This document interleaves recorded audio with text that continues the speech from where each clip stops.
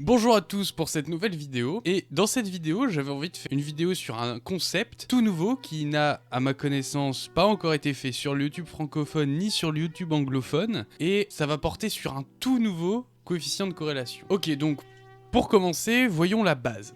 Là s'affiche devant vous un graphique qui représente la relation entre la taille et le poids d'un individu. On voit clairement que plus l'individu est grand, plus son poids augmente, c'est complètement logique. Mais qu'est-ce qui est intéressant ici? C'est qu'on voit très bien une ligne ici, on pourrait tracer une ligne entre nos points. Cette relation du coup peut être résumée en fait avec une droite. On pourrait très bien simplifier ça avec une droite qui couperait parfaitement nos points. Et en fait, quand on a ce genre de cas, ça s'appelle une relation linéaire. Maintenant qu'on a vu ça pour le poids, regardons un peu plus un cas propre à la finance. Imaginons-nous ce cas-là, où on aurait les rendements du S&P 500 le jeudi, qui pourrait prédire avec un certain degré les rendements du S&P 500 le vendredi. Bon, dans la réalité, on n'a pas des relations aussi propres que ça, mais on voit encore une fois ici qu'on peut tracer une droite et du coup prédire en fait, grâce au rendement le jeudi, les rendements du vendredi. Et donc, trader en fonction de nos prédictions. On voit que par exemple là, quand les rendements du S&P 500 le jeudi sont à 0,06, eh bien, on a à peu près des rendements le vendredi aussi, à 0,075.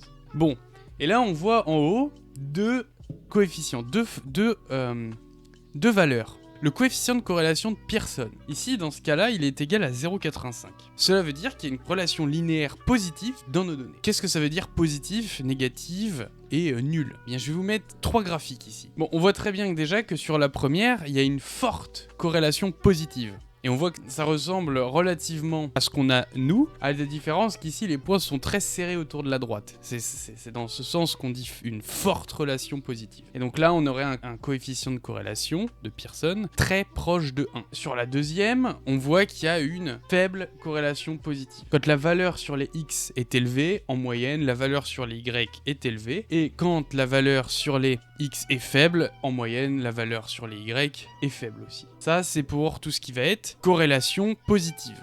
Maintenant, on voit sur la troisième l'inverse en fait, une corrélation négative. C'est-à-dire que ici, quand X est très élevé, Y sera très faible, et quand X est très faible, Y est très élevé. Et là, elle est encore une fois forte, parce que les points sont très proches de la ligne. Donc on a un très grand pouvoir de prédiction ici. Et il y a très peu de hasard. Contrairement à juste après, où on voit que les points sont un peu plus éloignés de la droite, et donc notre relation est plus faible. La dernière, il y a une corrélation nulle.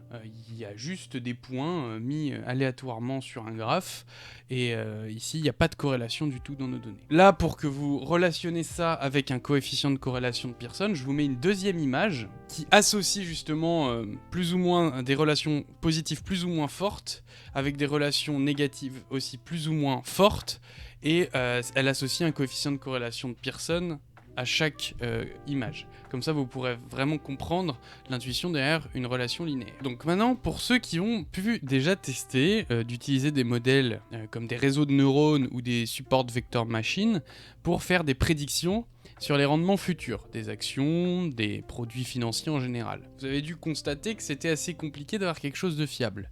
C'est-à-dire qu'on a quelque chose de fiable sur le jeu de données d'entraînement, mais une fois qu'on fait le test en réel ou sur des données en backtest, donc en dehors de l'échantillon, eh bien là ça devient tout de suite beaucoup moins bien. Parce qu'en fait, notre modèle est tellement performant qu'il apprend le hasard en fait. C'est un modèle qui est fait pour apprendre des relations non linéaires, donc différentes de celles qu'on vient juste de voir, mais des fois, si on l'entraîne sur un jeu de données parfaitement aléatoire, il est tellement puissant qu'il va apprendre le hasard, comme si c'était des relations non linéaires, alors que c'est juste du bruit, du hasard. Et le problème, c'est que notre coefficient de corrélation de Pearson ici, il n'est pas capable de détecter des relations non linéaires. Il est vraiment spécialisé dans les relations linéaires. Donc on pourrait avoir comme intuition de se dire, plutôt que de mettre des données aléatoirement dans mes modèles et de faire des prédictions et de voir si ça passe ou ça casse, je vais chercher les variables qui ont le plus de corrélation avec mes rendements futurs par exemple. Sauf que ce qui se passe, c'est que si on utilise un coefficient de corrélation, il va juste détecter les relations linéaires. Et donc ça sert à rien qu'on utilise des réseaux de neurones, parce que finalement,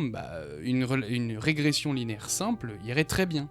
Pour exploiter ces patterns-là. Et justement, serait plus adaptée vu qu'elle a moins de chances de se surentraîner et d'apprendre du hasard. Donc, mais du coup, comment on fait pour détecter des relations non linéaires? J'ai fait un article récemment sur mon site qui parle de l'information mutuelle, mais le problème de l'information mutuelle, c'est qu'elle va être très demandeuse en calcul. Et quand on analyse des grosses quantités de données, ça devient vite insupportable en fait, et on se met à lancer du code qui s'exécute en 3 heures, donc c'est pas viable pour faire des analyses sur de très grosses quantités de données. Bon, mais comment faire du coup si notre coefficient de corrélation capte juste les dépendances linéaires, et que notre mutuelle information n'est bonne que pour analyser que quelques actifs, pas plus? Eh bien, il y a un article qui a été publié par Sourav Chatterjee en 2020, mais qui a été republié après en 2022 par le The Journal of American Statistical Association, qui justement propose un nouveau coefficient, noté Xi, et là il prend la chose sous un angle différent. Il cherche à mesurer si une variable y est fonction d'une variable x.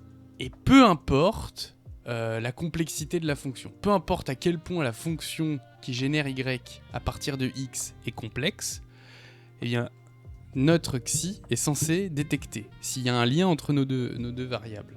Donc c'est parfait, parce qu'on peut détecter les relations linéaires, mais aussi toutes les autres, sinusoïdes, polynomiales, logarithmiques, exponentielles, etc. etc.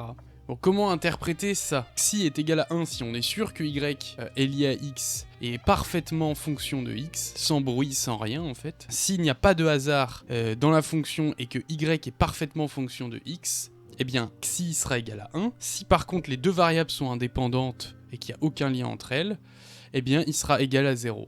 Et entre les deux, y est plus ou moins fonction de x. C'est-à-dire que par exemple, s'il est égal à 0,6, eh bien y est fonction de x, mais s'en ajoute un peu de hasard dans cette fonction, qui va dénaturer cette relation. Bon, prenons un exemple concret. Ici, on voit un graphe, on voit clairement que les rendements du S&P 500 le jeudi ont un lien avec les rendements du S&P 500 le vendredi. Mais cette relation est non linéaire. Elle ressemble à une relation, par exemple, sinusoïdale, et on voit que notre coefficient de corrélation de Pearson, là, en haut, il est égal à moins 0,21. Et il comprend rien, en fait, il nous dit qu'il y a une relation linéaire négative, alors qu'il n'y en a pas du tout. Or, ici, notre Xi est égal à 0,54. C'est-à-dire qu'il détecte bien qu'il y a une donc y dans notre cas c'est les rendements du S&P 500 le vendredi est fonction des rendements du S&P 500 le jeudi, mais avec un certain bruit dans nos données, donc du hasard. Par bruit j'entends hasard. Là on voit que c'est encore pire pour une relation polynomiale de degré 2. On voit que là c'est très très lié, c'est-à-dire que nos rendements du S&P 500 le jeudi sont très liés aux rendements du S&P 500 le vendredi. Si on veut, avec ces données-là, on peut faire des prédictions très fiables, mais notre coefficient de corrélation de Pearson dit quasiment que nos rendements sont indépendants. Il est très proche de 0, c'est-à-dire qu'il n'y a rien, aucune relation. Donc c'est pas du tout le cas. Et on pourrait passer à côté de cette relation très intéressante, même si bon, ça n'arrivera jamais qu'elle soit aussi précise. Sinon on serait milliardaire très très rapidement, si on pouvait prédire avec ce degré de certitude. Mais par contre, notre Xi-core ici va être égal à 0,87. Et vu qu'il est très proche de 1, il nous indique que le rendement du S&P 500 le vendredi est fonction du rendement du S&P 500 le jeudi, avec très peu de hasard. On voit que pour un nuage de points complètement aléatoire, donc il n'y a pas de lien entre nos deux rendements, eh bien on voit que notre coefficient de corrélation de Pearson est de moins 0,3, alors que notre coefficient Xi est lui égal à 0, donc il détecte qu'il n'y a aucune relation. Pour que vous compreniez mieux, là ce que j'ai fait, c'est que j'ai mis la fonction, une fonction, en gros un lien polynomial de degré 2 entre nos rendements du S&P 500 le jeudi et nos rendements du S&P 500 le vendredi, et j'ai mis plus ou moins de bruit au fur et à mesure. Et on voit en haut comment évoluent nos deux coefficients de corrélation.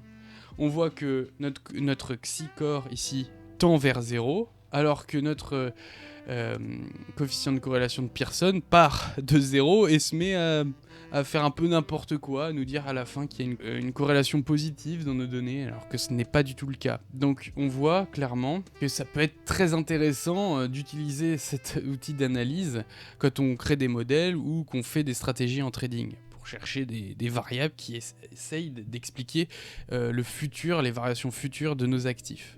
Et c'est pas tout. Dans l'article, il nous montre comment calculer une p-value à partir de ce coefficient. Donc je rappelle, la p-value, qu'est-ce que c'est? Hop, je reviens en off parce que mon explication n'était pas claire. La p-value, en fait, c'est la probabilité d'observer nos résultats sous l'hypothèse nulle. Pour prendre un exemple plus concret et plus clair, là, notre hypothèse nulle, c'est nos variables sont indépendantes. C'est-à-dire, on part du principe de base que nos variables sont indépendantes. Et, sous cette hypothèse, quelle est la probabilité d'observer nos résultats? Si notre p-value est égale à, par exemple, 40%, ça veut dire que la probabilité est de 40% d'observer nos résultats.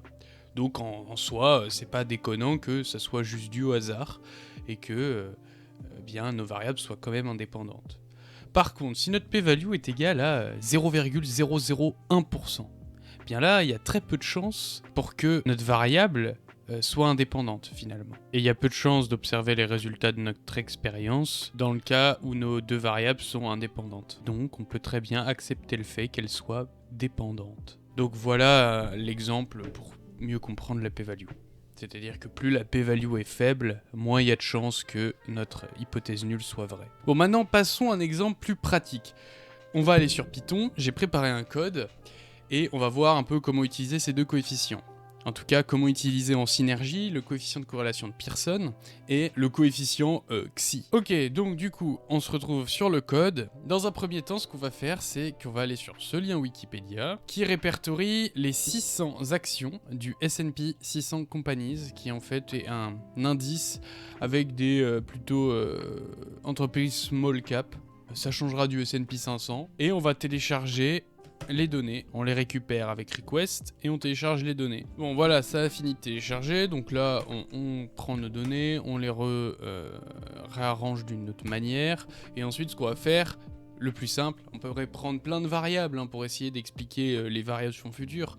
On pourrait prendre des données fondamentales, on pourrait prendre des données macroéconomiques, des données alternatives comme des données de carte de crédit ou de satellite, si on a les moyens pour les payer, ou alors des données de marché plus profondes comme l'order imbalance moyen sur une période de temps. On pourrait faire plein de choses, mais ça serait trop compliqué, donc on va faire simple, on va prendre les variations passées pour expliquer les variations futures, le classique.